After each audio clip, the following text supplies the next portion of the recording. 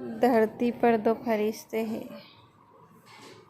थी जीव को धरती पर भेजा था। 4 मिनट क्या 16 संदेश सेकंड दिया? का वीडियो यहाँ जरूर कहा सुनें। 100 साल तक जीना है, सैकड़ों तरह के काम करने हैं। 25 साल तो तुम्हें सिर्फ तैयारी में लगेंगे।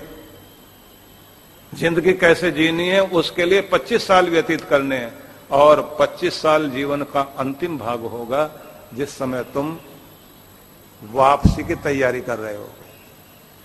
50 साल जीवन के होंगे जो संघर्षों के होंगे। तो छोटे से जीव ने धरती पर जाने से पहले भगवान से पूछ लिया कि प्रभु मैं जा रहा हूं धरती पर, मेरी देख रेख करने वाला कोई होगा धरती पर? कौन संभालेगा मुझे? किनकी गोद में रहूंगा? कौन रक्षा करेंगे? भगवान ने कहा 2 फरिश्ते तुम्हारी रक्षा करेंगे जो तुम्हें सुलाएंगे, जगाएंगे। बोले मुझे कोई इलाज की जरूरत पड़े कौन ध्यान रखेगा? चौकीदारी की जरूरत पड़े कौन ध्यान रखेगा?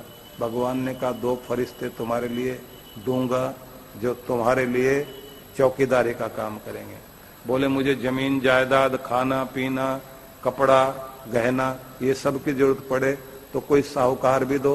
बोले 2 फरिश्ते साहूकार के रूप में देंगे जो तुम्हारे लिए जमीन जायदाद भी देंगे, मकान भी देंगे, गहने भी देंगे, ऐसे साहूकार भी 2 देंगे।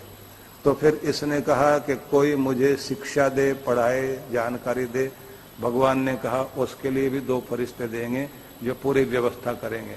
ये बोलता चला गया, भगवान बोलते चले गए 2 फरिश्ते देंगे, 2 फरिश्ते देंगे। आखिर में इसने कहा कि ये सारे फरिश्ते मिलाकर 2000 हो गए। तो 2000 अगर मेरे अकेले के लिए होंगे तो दुनिया में तो भीड़ लग जाएगी।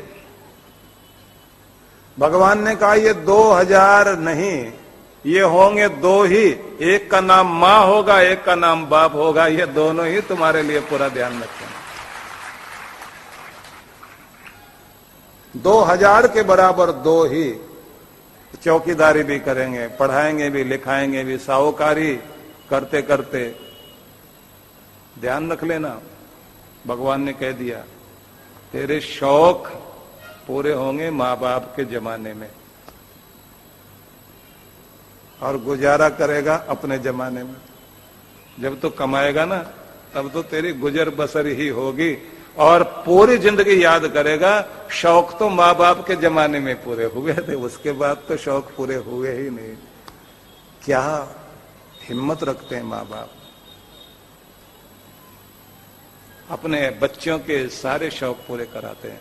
तो जब इसने कहा कि 2000 लोग चाहिए एक अकेले के लिए, भगवान ने कहा 2000 के बराबर 2 ही लोग होंगे। तो इसने कहा फिर मैं उनका कर्जा कैसे चुकाऊंगा? जो मेरे लिए इतना करेंगे उनका कर्जा कैसे चुकाऊंगा?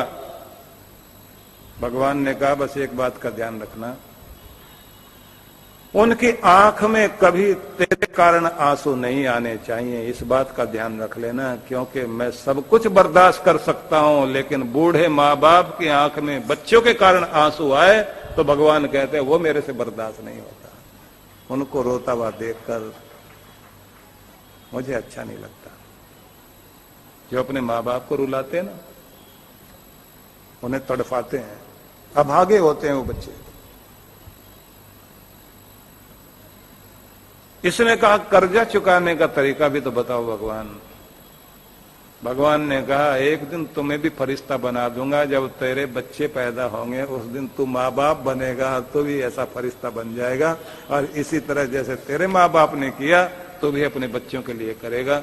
बस यही है कर्जा चुकाने का तरीका।